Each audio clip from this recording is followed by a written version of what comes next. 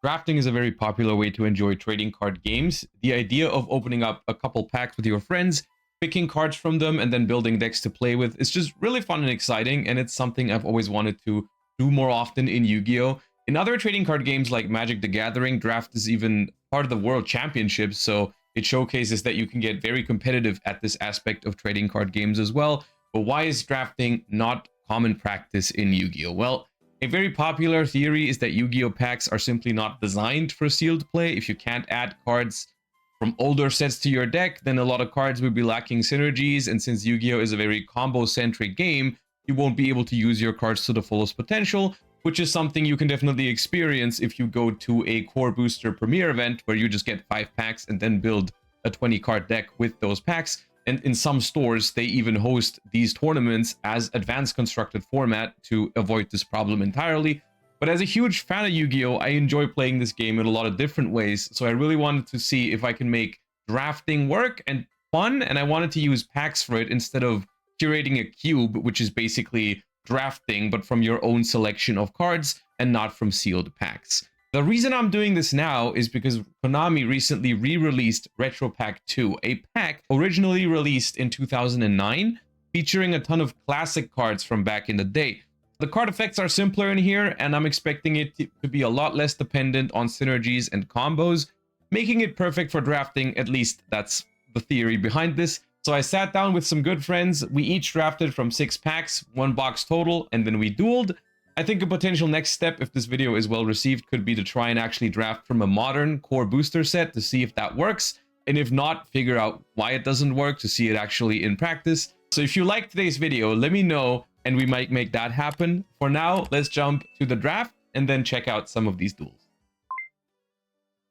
Alright, so here we are. Sat down with Maxi, Niels, and Emre to draft some Retro Pack 2.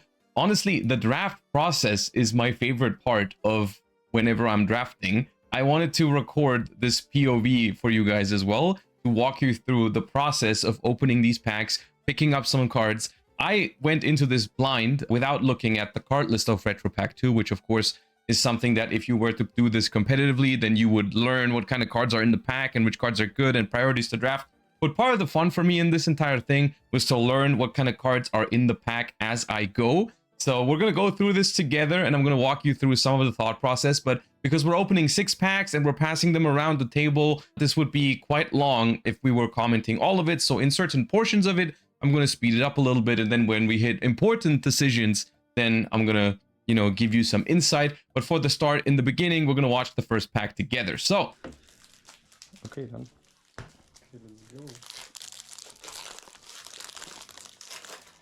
Going into the first pack, I see the first card already, and as a draft enjoyer, I already see the Torrential Tribute. Nobleman of Crossout seems nice. Book of Moon, Bottomless Trap Hole. So right off the bat, I'm seeing a lot of good spell and trap staples, but I'm also noticing immediately that there's not a lot of great monsters in here. So I'm picking the Torrential Tribute because it seems higher impact than the Bottomless Trap Hole. And then the way this works is in the first round of packs, or in the first pack, we're passing it to the left. The next pack, we're passing it to the right, and then so on and so forth until everything is done. All right, so Maxi's picked the card here, and we see what's left in here. Of course, I have no idea what he's taken out of the pack, but of course, one of the things with draft is that you're trying to figure out what other people are trying to draft by the cards that are missing, because of course the packs will come back to you eventually here. Once again, I've already got a Torrential Tribute, so I'm picking up another great trap card here in Bottomless Trap Hole. The rest of this pack, honestly, pretty bad, but the first card that Maxi picked, actually probably pretty good, because he left the Bottomless Trap Hole in there, which is pretty interesting. But yeah, all right, here, first card already, I'm looking at Gravekeeper's Spy, which I feel like is a pretty strong card in a draft environment, especially since in another pack, I saw the Gravekeeper's Assailant, so there is other targets for Gravekeeper's Spy in these packs. So I'm very tempted to take this Gravekeeper's Spy, and I'm honestly wondering what kind of cards were in this pack, because remember, there was 2 other cards in there that Niels and Maxi thought were better than Gravekeeper's Spy, but okay. The later you go in the drafting process in each individual pack, of course, the quality of cards decreases. As we can see here, there's a couple of really situational cards in here. We've got some Spirit Messages. We've got a 1500 Vanilla. We've got a Tyrant Dragon. and I'm reading it and I'm like, okay, you know what? It's 2900 attack. I'm not sure how good tribute monsters are, but the rest of these cards probably not very good. So I'm having a hard time here because this pack seems like there's not a lot of great stuff left, but I think I just end up picking the Tyrant Dragon here just in case we need a big tributor later down the line. And I have the Gravekeeper Spy for some tribute fodder. So this is my first pack. And honestly, I think looking at all the packs, I started with a pretty good one. Nobleman of Crossout, tempting card, but I'm worried about getting targets for my Gravekeeper Spy because I don't know how many different Gravekeepers are in this pack. So I'm picking up the Gravekeeper's Assailant. 1500 beat stick, not the greatest, but if I get it for free with Spy, then maybe it's okay. Then we get this pack back, and honestly, Parasite, Spirit Message Eye, Lightning Blade, and Card of Safe Return. I'm picking the Lightning Blade here, even though Card of Safe Return is a banned card in modern Yu-Gi-Oh, but I haven't seen anything that revives so far. And, you know, if there are a couple of warriors in here, then Lightning Blade could actually be okay, although I haven't seen many yet. Here I'm taking the Buster Blader, same logic as with the Tyrant Dragon. Maybe 2 Tributors are okay. I'm not sure if I'm going to end up playing that one, but yeah. And this is where, towards the end of the pack, you just pick the worst cards out of these packs, and then you're probably not going to end up putting these into your deck anyways, because you don't have to play every single card that you pull. So the way we did this was 6 packs and then 30 card decks. Now, if you do some quick maths, you get 6 packs, that is 54 cards. So there is quite a decent amount of cards that you don't have to play in your deck at the end of all of this. For these future packs, I'm going to run through this a little bit quicker. There's going to be some speed up, and I'm going to pause and talk at the moments where I think something interesting is happening, but I don't want this section to be too long. Although, you can let me know down in the comments if you really enjoy this part of the video, then in future videos of this kind of nature, then I can do this for longer. In die andere Richtung.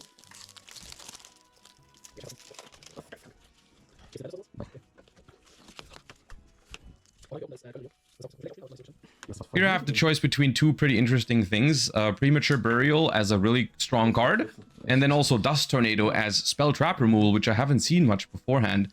But also Gravekeeper's, I think Chief is what it's called, which is interesting. I'm checking Spy here to see if it can summon it. But Spy says, I believe, level 4 or lower, or 1500 or less attack. So I'm ending up picking up the Premature Burial. Lots of great beat sticks in this pack. Between a Gravekeeper target here and some good attackers, so I'm picking up the Gravekeeper. And we walk away with another Premature Burial from the next pack. And that's the last good card in this pack as well. The rest of this is not great.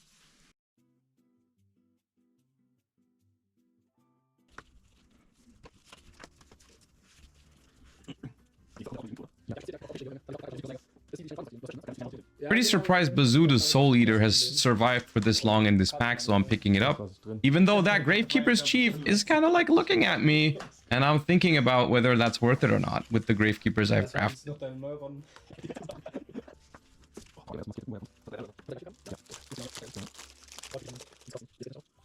Alright, in pack number 3, we pick up a secret rare.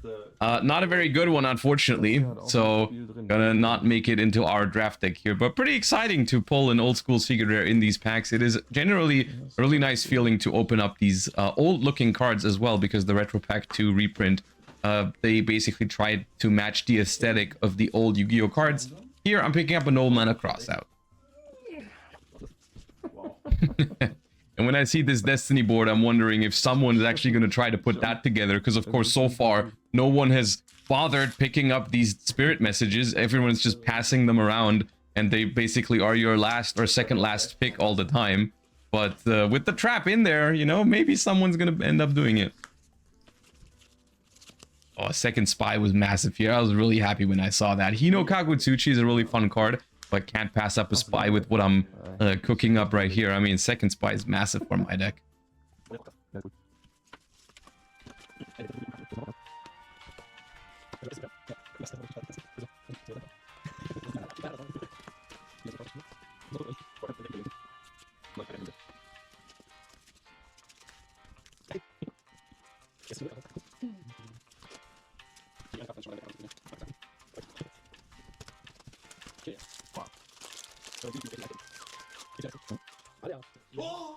Ooh, I was very happy when I saw that Jinzo. I think Jinzo is a really powerful one tributor in this pack. I mean, there was not a lot of removal spells in here. There are some, but Jinzo looks like it's a great counter to a lot of these decks. And I should have tribute fodder with Gravekeeper Spy, so I'm picking up that Jinzo with lightning speed. And then second pack of this rotation has a Gravekeeper Spy for me. That's my third one. So right now I'm feeling pretty hyped. Picked up a third Spy, a Jinzo, and now a third Premature Burial walks my way. I'm excited. And this is where I start looking at Gravekeeper's Chief. I mean, I have 3 Gravekeeper's Spy and I think 2 Gravekeeper's Assailant. So it's only 1900 for 1 tribute, but it does bring back a Gravekeeper from the graveyard. So I think it's between this and Creature Swap for this pack. The other stuff doesn't really do much for me. I'm a little worried about all that legendary Ocean, Fisherman, Tornado Wall synergy here. So I'm thinking about like counter picking someone else if they go for it, but I do pick up the Gravekeeper's Chief to have some power plays. And then I followed up with an Asura Priest here because the rest of this pack is not great. Yeah.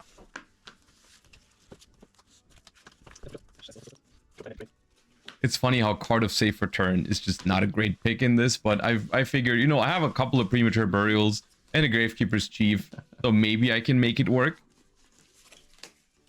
Because as long as I get 1 draw from it, then it's basically free, right? It's replaced itself, and then any future Premature Burial I'll draw is just a +1.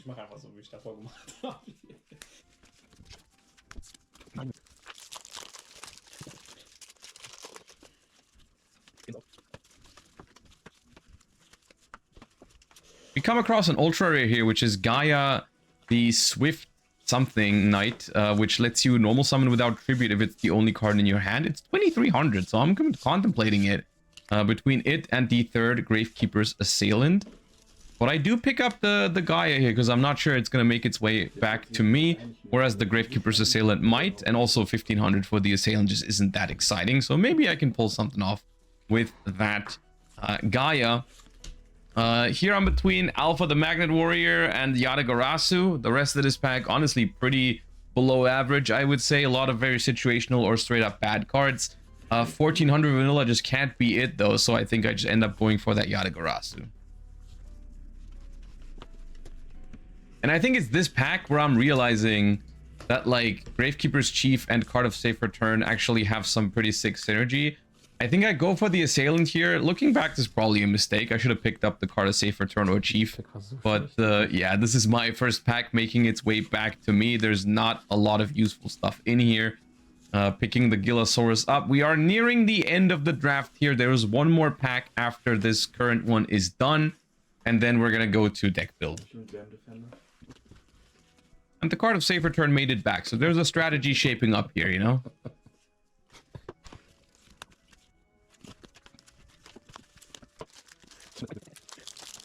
All right, last pack magic. Let's see what we start with. Of course, the first pick of a pack is always the most exciting because the pack is still completely fresh, nothing taken out of it yet. And this one, honestly, not the greatest start. Gravekeeper's Chief and Card of Safe Return once again. The rest of this is pretty tough to use. I mean, Yadagarasu is not the worst. I'm picking up the Chief here. And once again, I've already kind of like figured out, okay, if I have enough Chiefs and enough Card of Safe Returns, then they actually become some pretty good cards. I'm pretty happy about that. I think this is the first time I'm seeing 4-star Ladybug of Doom, which as a flip effect destroys all your opponent's level 4s, which most of the beatsticks in this pack are level 4s. So I'm happy to pick one of those up, and if only it means that my opponents won't have it, or at least one less copy of it. I see a Lava Golem, and at first glance, I'm like, wait, that's a good card. That's still good in modern Yu-Gi-Oh! Sometimes. But then I realize, I don't know, giving my opponent a 3k body might not be great if I can't handle it after. The Card of Safe Return from my first pack comes back around, so I think that's my third one. At this point, I think I have 3 Card of Safe Return and 2 or 3 Gravekeeper's Chief. So we've got some synergies going on. I'm happy about that.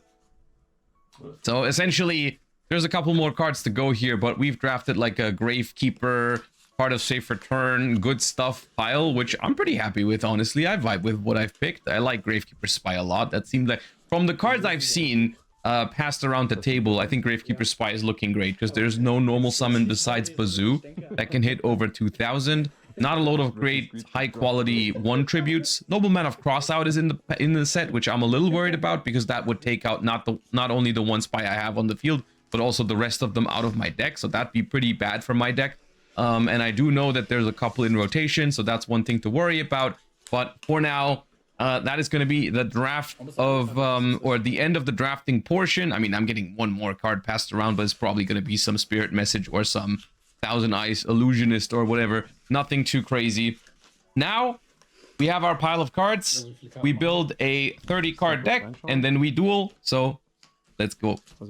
Today's video is sponsored by longtime supporter of the channel, SmartGuard. They were kind enough to hook me up with the retro packs we're using in today's video, so huge shout out to them. They offer a more sustainable alternative to the classic plastic top loaders. So if you want to ship your cards safely and produce less plastic waste, check out SmartGuard in the description down below. Big fan of the idea, of course. And once again, thank you to SmartGuard for sponsoring today's video. Let's get into these duels. All right, here's a quick look at the deck list that I've drafted. I'm going to show you the deck lists of my opponents after we've dueled as well, to not spoiler any of the things that they're going to play. But we're working with big Gravekeeper package here of Gravekeeper Spy as I think the best monster we have, alongside Jinzo as a great tribute monster that the Spy is hopefully going to facilitate. We've got 3 Card of Safe Return, 3 Premature Burial, as well as a couple of Gravekeeper's Chiefs, which gives us a bunch of ways to reborn stuff from the graveyard. Unfortunately, didn't pick up a Necro Valley, which is also in this set. That would have made the Gravekeeper's Assailants a lot stronger because they would have been 2k beatsticks instead of 1500, which,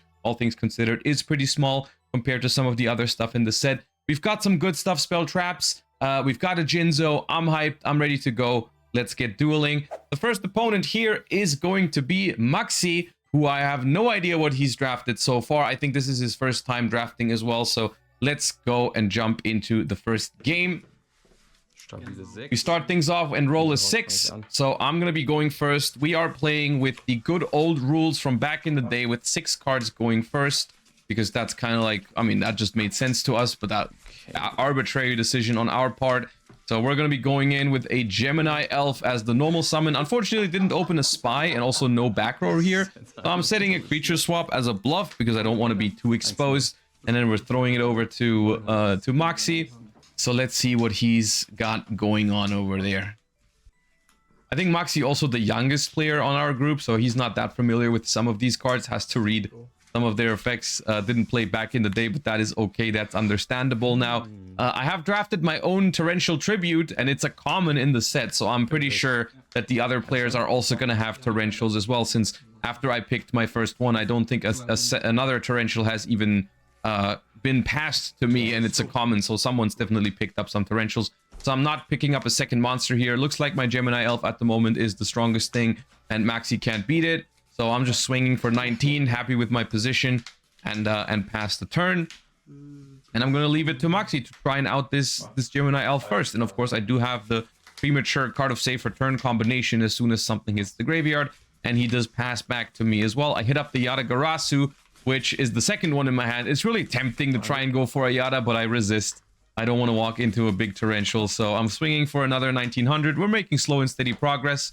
I'm setting a Gravekeeper's Assailant. This is something I'm doing because of what I said earlier with the Nobleman of Crossouts in rotation. I'm trying to get a feel for, does he have a crossout in hand? And if so, I would much rather it hit the Gravekeeper's Assailant here than a future Gravekeeper's Spy. So I'm trying to get a feel for that. And if there is no Nobleman of Crossout, I'm going to feel a lot safer with that Gravekeeper's Spy in the future. Maxi summons a Spear Dragon, which is a 1900 basically Goblin attack force that does piercing battle damage. It's going to go to the defense position at the end of the battle phase, so he decides to trade with my Gemini Elf, which I think is smart, because otherwise I would be destroying it for free next turn. This opens me up to potentially go for the Card of Safe Return plus Premature combo if I want to, or I can try to go in for his sneaky Yata, which is what I'm trying to do here. Gonna be my normal summon. Of course, if Yata connects, then Maxi will not draw a card next turn. So he does go for a Call of the Haunted in the battle phase to bring back the Spear Dragon, which is going to stop my Yata from attacking directly, which is pretty annoying. But I do have a little trick up my sleeve. I have a creature swap face down, which has some great synergy with spirit monsters, because the Yata would return to my hand in the end phase anyways. which is another reason why I've included both the creature swap and the Yatagarasu in my deck. I picked up the creature swap relatively late into the draft, but I already had Azura Priest and I think 1 or 2 Yatas. So I was like, you know, it's got some utility and it's got the potential to do exactly this. So we're giving over the Yata and we receive the Spear Dragon and then end phase the Yatagarasu back to my hand, which is nice. Got nice 6 cards in hand, lead on the life points, lead on the board. I'm feeling good about this game. Haven't seen much of the high quality cards that I'm sure Maxi has in his deck somewhere. So I'm a little afraid of what's to come, but for now I think the position is pretty solid. And I'm also pretty happy that he keeps reading his back row, which I think that indicates that that's not a torrential tribute, because I'm pretty sure Maxi knows what that card does. So at least one less card to worry about, I guess. At this point I'm feeling like it's just probably some of those gimmicky spells or traps that were in there. I also have a Hino Kagutsuchi in hand, so I did put that card in my deck. If that can, it's a spirit as well, technically. But if it connects with your opponent's life points, they have to discard their entire hand. I thought that was kind of fun if I could pull that off. I mean, I have a Jinzo, so maybe I can do it when it's protected. Honestly, we figured that it was really tough to get to 30 cards after you, even if you get 54 cards from 6 packs, there's a lot of cards that you can't really use. As I pick up a second card of Strafe Return here, basically turning my Premature Burial into a Reborn and Pot of Greed, which is really exciting. Obnoxious Celtic Guard is 1400 and can't be destroyed by monsters with 1900 or more attack, which honestly I don't think is a great card. Maybe it reads better than what it actually is, but it's not going to be great here. It doesn't even get over my Gravekeeper's Assailant, and at this point I decide to go in with the Premature Burial and the 2 card of Safe Returns. What I'm thinking here is, even if there is a Torrential Tribute, I'm gonna draw 2 cards and I haven't normal summoned yet, so I can still go for a Yatagarasu play. So I'm activating double card of Safe Return here. I do not get Torrentialed. I pick up a Bottomless Trap Hole, so I have a back row as well. I don't know if Mirror Force is in the set at this point, honestly, but I haven't seen it. It's definitely not a common if it is, I know that much. So I'm deciding to risk it here and swing with the Gravekeeper's Assailant, which is actually coming in handy here, that it is that small compared to the other beat sticks that I have, because it can actually destroy the obnoxious Celtic Guardian in battle. So we're going in with the Gemini Elf here. If both this and the Spear Dragon would connect, then Maxi would go down to 200 life points.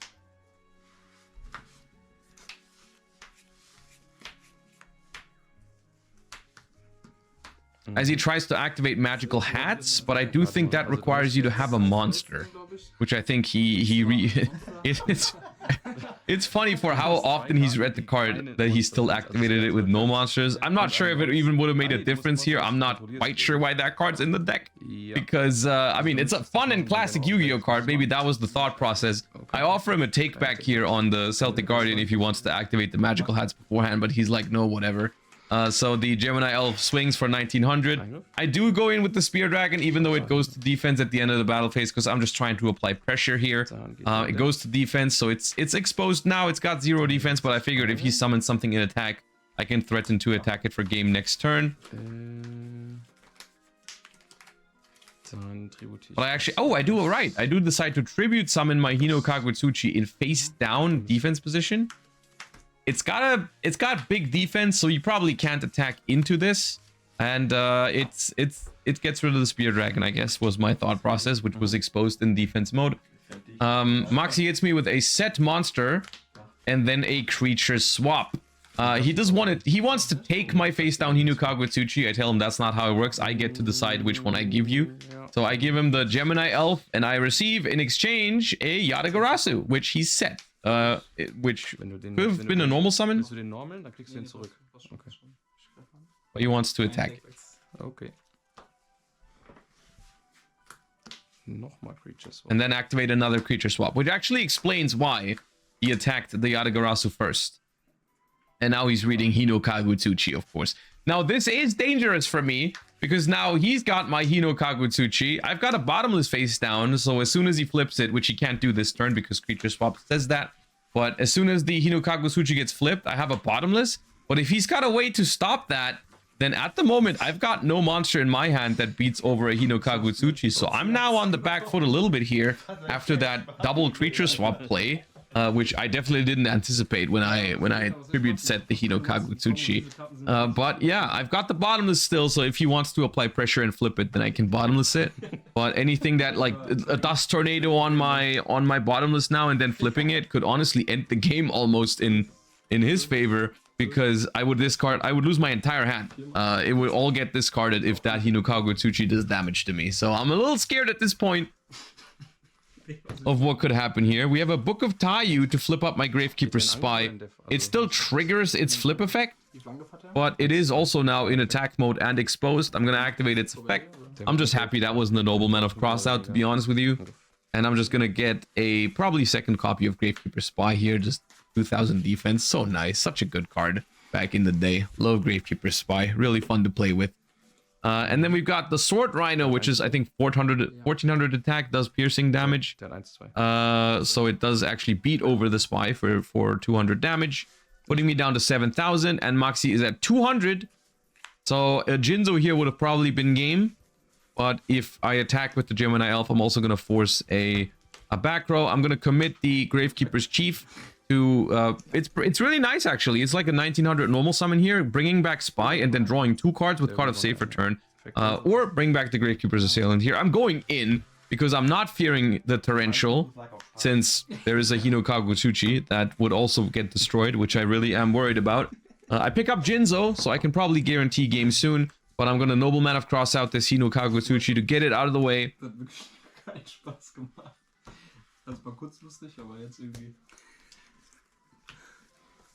And this is more than enough for game if we get to the battle phase.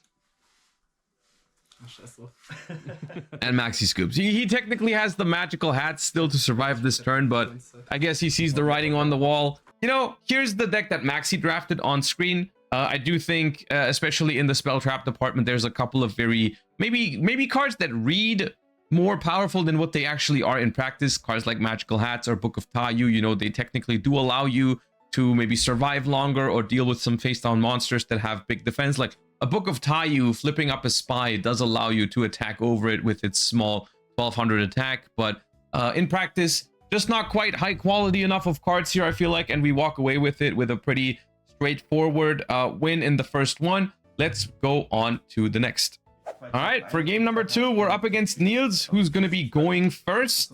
We've picked up a pretty nice opening hand here, though. Card of Safe Return, Premature Burial combo going on, and a Gravekeeper's Spy. I'm pretty happy about that. Let's see what Niels has got in store for us. Spoilers, Niels is the only one in our play group who has played Retro Pack Draft before, because it is actually a format that, because this pack is a little bit more suited for draft, they've been offering it as public events at YCSs, and some locals have been doing it. So Niels does have some experience in the format, and also does have a 36 card deck when all we had to do was put in 30 cards. So we're going to see what that means in a second. But Gravekeeper's Chief on turn 1 over the Gillosaurus, 1900 beat stick. I can't beat it at the moment, but I do have a pretty powerful play available this turn. I set that Gravekeeper's Spy on turn 1. I'm going to flip it now to get another Spy from my deck, and then I have double Card of Safe Return as well as Gravekeeper's Chief. So what I can do here is activate 2 Card of Safe Return, tribute the Spy in attack mode for Gravekeeper's Chief, bring it back and draw 2 cards, which is what I'm going to attempt to do right now. So I'm going to activate Card of Safe Return. The fact that he has to read it is blasphemy, but okay. Activate 1 Card of Safe Return, activate another Card of Safe Return, misclick IRL with the Premature Burials, classic, and then tribute the Spy for Gravekeeper's Chief. This on summon is going to try to reborn the Spy, now in defense position, so the Chief can no longer run over it from his side. Going to bring that back and draw 2 cards with these Card of Safe Returns. That's going to give me another copy of Chief and a Nobleman across out. Pretty perfect draws here. Gonna Nobleman that face down, and next turn I can do it all again. I do it another Nobleman. I Nobleman the Spy for Niels. He does not have another one in the deck, but I do because I've drafted all of them. And I'm going to try to trade Gravekeeper's Chiefs as Niels hits me with Gravity Bind. This card says level 4 or higher monsters cannot attack for both players. And since Niels has played Retro Pack 2 draft before, he knows that there's very few outs to this card. And, you know, that's why he's playing a deck with more than 30 cards, because if I can't out this card, then I'm just going to deck out before him. And I know this. I know he's got more cards in the deck than me already, so I might as well draw with Card of Safe Return, because I do have an out to this card, of course. I have Jinzo in my deck, which the plan at this point is basically just find Jinzo and then attack for game in one turn with a lot of monsters, because otherwise I'm gonna be in trouble if I can't out this Gravity Bind otherwise. The other out would be Dust Tornado, but I don't have one of those, unfortunately, because I think the only... I was presented with Dust Tornado a couple of times, but I don't think I've seen Gravity Bind, so I wasn't aware that that was such a good card in this draft environment, so I didn't really prioritize the Dust Tornadoes. But I guess that's just what happens when you don't, when you haven't played draft in a certain pack before. You know, of course, when you do this at any sort of competitive level, you look at the cards beforehand, you practice, and you know what kind of cards to expect. But I'm happy that I at least have the Jinzo here. So I'm trying to figure out and craft a game plan, like, until I find that Jinzo. I'm just like, okay, I gotta build a big board. So I'm just gonna summon more monsters. And I'm also gonna, I think, tribute summon this Gaia, just same thing, same logic. I'm just gonna try to summon as many big monsters as possible. And then eventually tribute summon the Jinzo.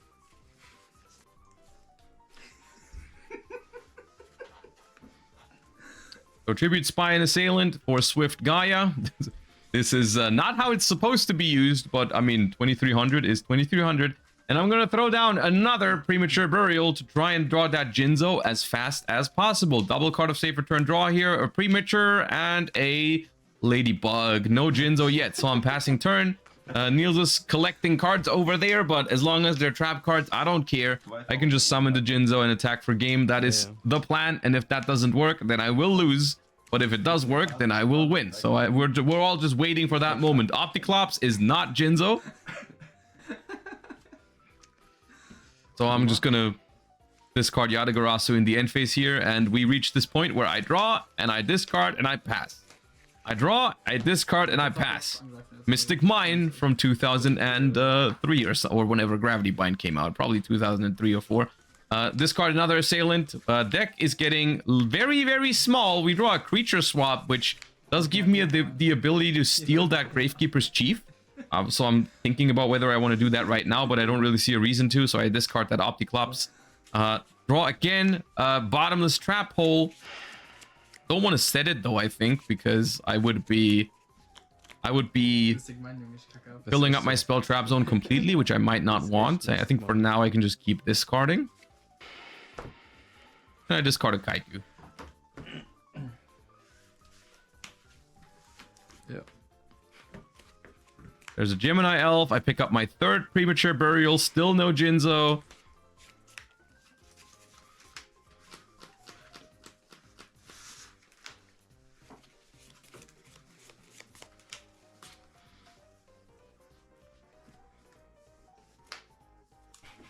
Niels discards Tornado Wall, which, by the way, is pretty much the same as Gravity Bind. What Tornado Wall says is if you control Umi, or Legendary Ocean, which is Umi, you take no battle damage from any attacks. So that's the idea behind that card, which is basically the same as Gravity Bind. If you have the Tornado Wall, Legendary Ocean combination, you can't lose. And I still haven't found Jinzo.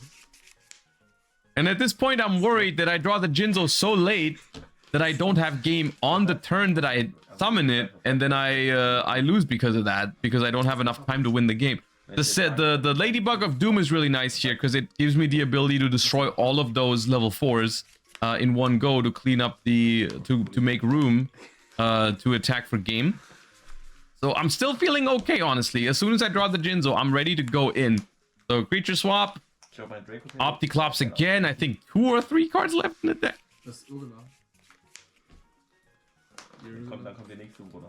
And there's Jinzo. I think the second last card of my deck or something is the Jinzo. So now we're going in. We're going in. Ladybug of Doom effect. Destroy Gemini Elf and Bazoo. Tribute for Jinzo. Flip Hino Kagutsuchi. Go to the battle phase. Attack. And he has Boogamoon. He has Boogamoon because he knows that Jinzo is a way to beat his strategy, and so he also drafted Book of Moons. Damn you, Niels. All right, feature swap. take the Gravekeeper's Chief, end phase Hinokawa Chuchi back to hand. Technically, next turn I can flip the Jinzo back up. It gets Lava Golem. So goodbye, Jinzo. At this point, I say I can't win, so I think about scooping it up. So he shows me his cards, but it doesn't really matter. And then I say, wait, I have Premature Burial. I can bring the Jinzo back. So I'm we're gonna play one more turn here. That's gonna be the last card in my deck. He tributes 2 of my monsters for Lava Golem. and then I'm gonna activate premature and hope there's no other Book of Moon. So activate Premature Burial. Get Dust Tornadoed. I have a second one though. And there's another Dust Tornado. So I deck out. Alright, you know what? Good. So alright. Here's Niels' deck list. Niels knows exactly what's good in Retro Pack 2 draft. This strategy is really, really powerful. So what Niels did was he drafted all the Gravity Binds, all the Legendary Oceans, all the Tornado Walls that he could find, but he also drafted all of the Dust Tornadoes and all of the Book of Moons that he could find to basically don't allow us to counter his strategy. And we weren't aware, so we got cooked. And then he just built like a 35 card deck and he beat all of us. So spoilers, Niels beat Emre and Maxi as well with that strategy because we all were not prepared. I think the only one who had a chance against him looking at the decks was me, if I had the Jinzo before he finds the Book of Moon. And that's it, basically. Other than that, yeah. But we've got Emre left to play. Let's jump into that game. All right, game 3. So far, I'm 1-1. So let's see if I can get out of this with a positive record. Emre starts things off with a Goblin Attack Force. And right now, I can't beat it. I don't have an answer to it. I've got a Bottomless Trap Hole. But none of that is good enough to beat the Goblin Attack Force as Emre activates Destiny Board in my end phase. Okay, the way this card works is during each end phase, you get to place one of the Spirit Messages into the Spell Trap zone. And if you have all 5 in the correct order, technically is what it says on the card, so you have to place them in the right zones, you win the game. This is really slow and loses to back row removal immediately, because if I have one Dust Tornado for one of them, then they are all clogging up his deck, his Spell Trap zone, they're all doing nothing, they're all bricks in the deck. However, as you saw in the previous game, I do not have Dust Tornado. I don't have Dust Tornado. I don't have anything to apply pressure. My only way to beat this trap card is Jinzo. I don't have it in my hand. Once again, there's a common theme here. So I'm on a timer, basically. Goblin Attack Force swings for 2300. And there's... I look over to the right and I see Tornado Wall, Legendary Ocean again, so I get triggered.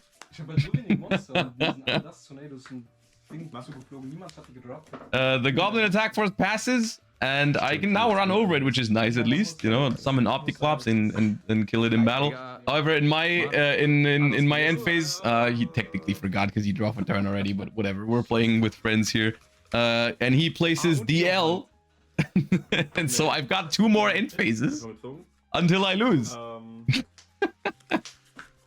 I didn't think anyone was gonna pull it off. I passed the Destiny board as well in my draft earlier, but now it's like if I don't draw Jinzo, I lose. So Injection Fairy Lily comes down, one of Emre's favorite cards in the set. He screamed when he pulled it, and immediately picked it.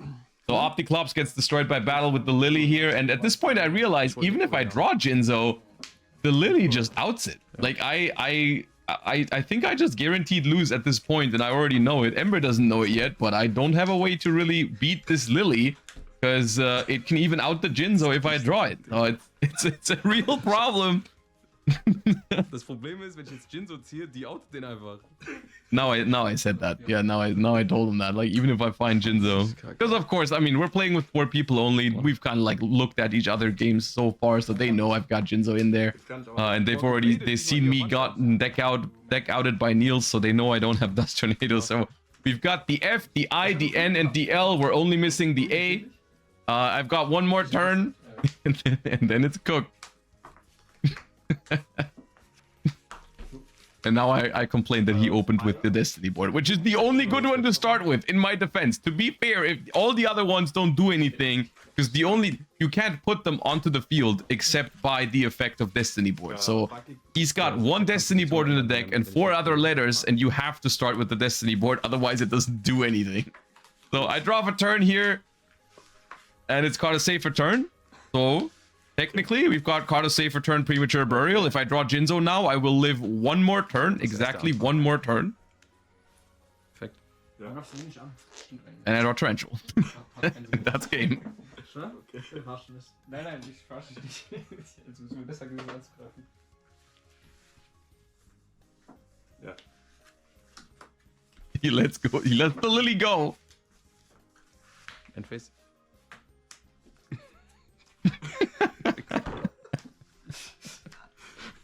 So that's how my Retro Pack 2 ended. My Retro Pack 2 draft ended. This is Emre's deck list right here. Of course, the whole final was assembled, and I honestly, even though I lost to it, I thought that was a really fun moment. I mean, when do you ever get to see these cards actually win a game of Yu-Gi-Oh? Probably never. I don't even think I've ever seen it, except for maybe at Playground Yu-Gi-Oh way back in the day, but it was pretty awesome. All right, and that was Retro Pack 2 draft. Let me know what you thought of it down below. Of course, I mean, we've discovered the pack is suitable for draft. I mean, it definitely works. There's a lot of cards. You don't really need to discover any synergies or anything like that. You can definitely just play some good old, really old school Yu-Gi-Oh with Retro Pack 2. That definitely works. There is some really unbalanced strategies in there, mainly Gravity Bind, Legendary Ocean, Tornado Wall, deck out kind of stuff. I wish there was a little bit more removal in there. You know, I feel like if we had like Mystical Space Typhoon or Breaker the Magical Warrior, if any of those were in this pack, then I think it would be a little bit more healthy. I will say we played another round of draft at the end with a new box, and we just said, like, you know, gentleman's agreement, no Gravity Bind, no Tornado Wall, no Legendary Ocean, and that was better. Of course, it limits your options when you're drafting, but at the same time, you know, it makes for some more fun gameplay. At the same time, you know, since it was the first time it happened, I still thought it was fun. You know, the Jinzo game was still pretty hype, all things considered. You know, drawing the Jinzo, almost last card of the deck, then it got Book of Moon, but then I had ways to still win on the next turn after he Lava Golemed it, because I had double Premature, but then double Dust Tornado countered that. It was still pretty exciting. This was all in all a really fun experience. You know, just like having friends over, opening some packs, playing some games of old school Yu-Gi-Oh! It was a pretty awesome experience. I encourage you to try it out. And please let me know what you thought of this style of video. You know, do you like when I explore different ways to play the game? You know, there's a lot of alternative ways to play Yu-Gi-Oh! Other than just advanced constructed format, which is of course what I play the most and what I make the most content for. But this was a really fun experience for me personally. I'm definitely going to do this again, whether it's with core boosters in the future or other products or any other way, like whether I'm going to build my own cube or whatever. The only question is, should I record it and put it on YouTube? Because I'm going to do it anyways. I'm going to play it, but I might not record it if people don't want to see it. But I can imagine people enjoy this, so that's why I did it for this one. Huge shout out to Niels, Emre, and Maxi for joining me. Couldn't have done it without other people. Thank you for them for participating. Also, thank you to SmartGuard for sponsoring the video, as I said earlier. Thank you all so much for watching. Hope you enjoyed the video. Make sure to like, comment, and subscribe, and let me know your thoughts on Draft Yu-Gi-Oh! In the comments down below. I'll see you next time, Duelists. Bye-bye.